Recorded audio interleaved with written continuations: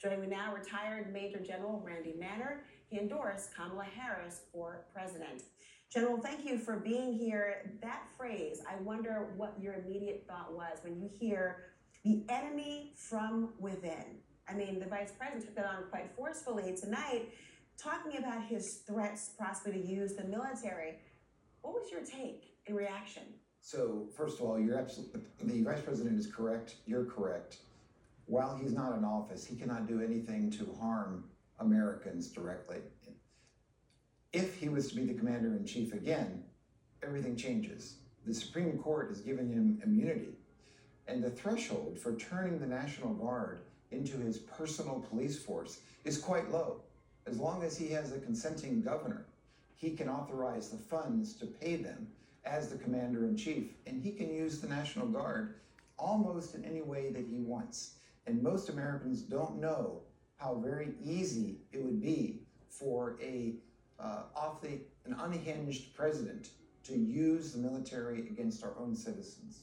Could he force an unwilling governor to do the same, or he would have to have one complicit?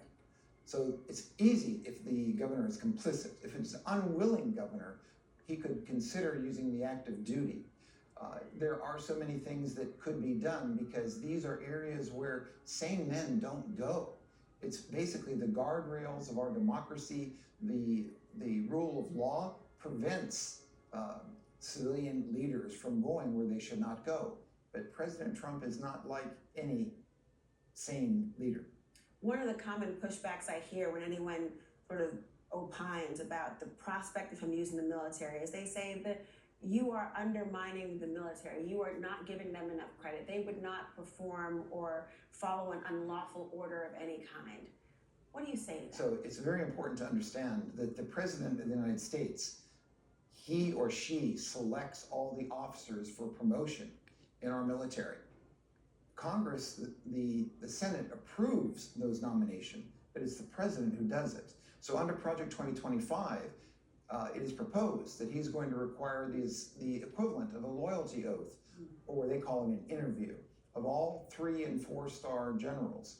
Well, you can imagine, it's only because we had people like Secretary of Defense Mark Esper and then the Chairman of the Joint Chiefs, General Milley, with their strong personalities that served as a guardrail on the way to block the president from doing some quite, frankly, illegal and inappropriate actions while he was president. Speaking of Joint Chiefs Mark Milley, he told Bob Woodward, who's the chairman of that, of course, Trump is now the most dangerous person to this country. I had suspicions when I talked to you about his mental decline and so forth, but now I realize he's a total fascist.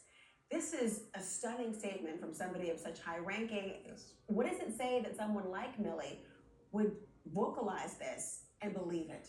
Well, I'm very proud of General Milley for saying what he did to Bob Woodward. It's important that we step back for a second. I'm so surprised how many people do not even know what the concept of fascism is. It's something, so let's just back up a second. So if you go to Webster online, and you're going to find that fascism is defined as, it's usually nationalistic, it's far right. Okay, let's see. So that's certainly the Trump campaign. And Trump is going to be intolerant of dissenting opinions. Okay, we got to check on that. There's a contempt for the rule of law, or only the laws they want to follow. We got to check on that. And then also unquestioning obedience to the supreme leader. Okay, check. And then lastly, it's this concept of a supremacy of a race or a religion.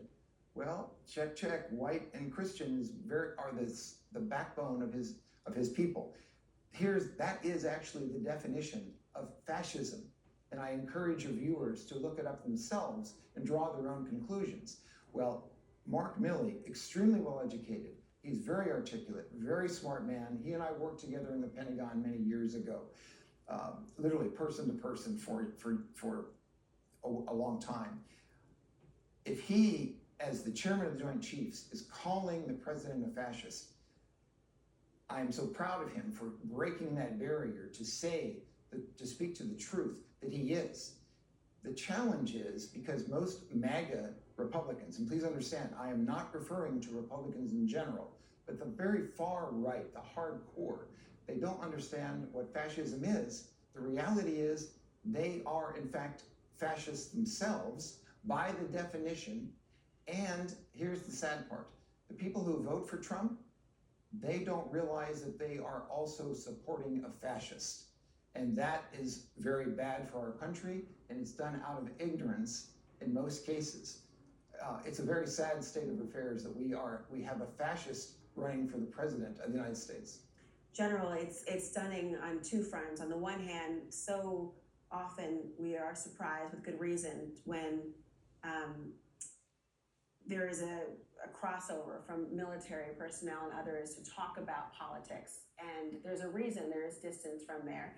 But to feel so strongly, to articulate the way that you have, or that the former Joint Chairman spoke about, is very telling about how perhaps nervous you must be at the prospects of Trump being in office again.